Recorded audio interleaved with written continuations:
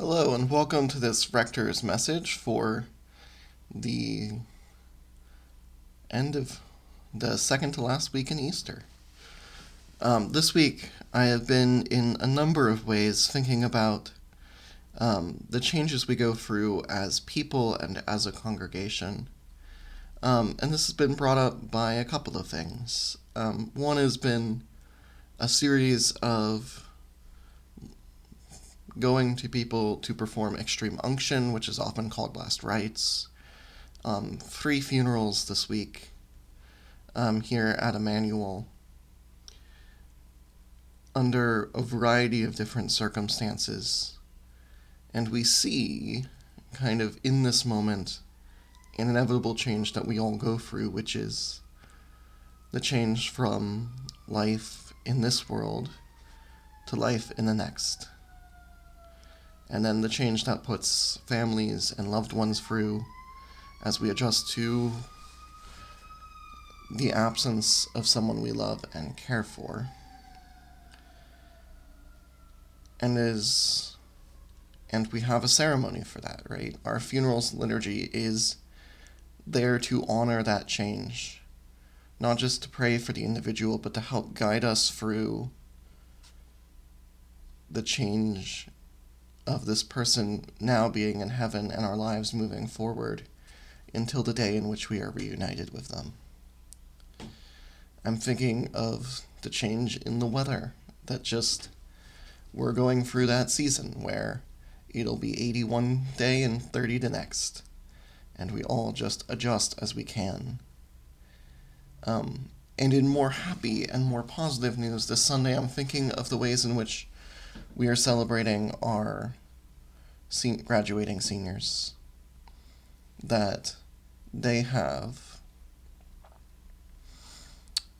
after years of hard work and labor and deep thought achieved their goal of graduating from high school or college, and we are about to send them out into the world in peace to love and serve the Lord.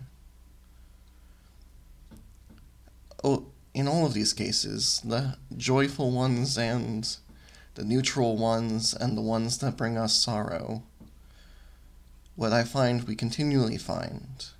continually is the truth, is that change comes for us whether we want it to or not. Change comes for us when we're ready for it, and change comes for it when we're not ready for it. And as human beings, we just learn to adapt to that change, and it's a beautiful thing because life finds its meaning in its changefulness. Life finds its meaning in that our time on this earth is limited. Life finds its meaning in the fact that we accomplish things and we move on to the next thing, and life finds its meaning in the changing of the seasons.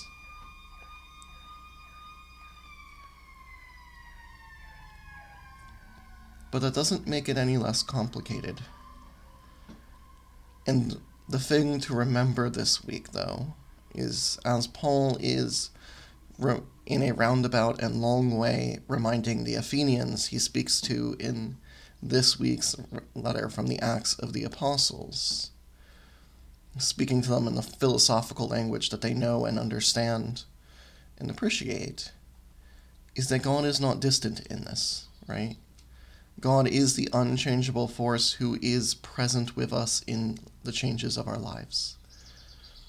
God is the unchangeable force that guides us through the topsy-turvy turns and changes and difficulties of this life.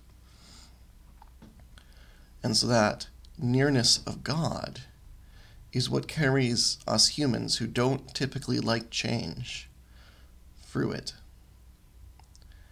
Because in the end,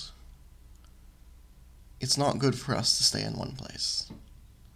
In the end, change comes for us whether we want it to or not, and it comes for us when it comes for us, and we don't always have a choice. But God is with us in there, and in many ways we are blessed by change. So I wish you a peaceful week. I wish you a holy week.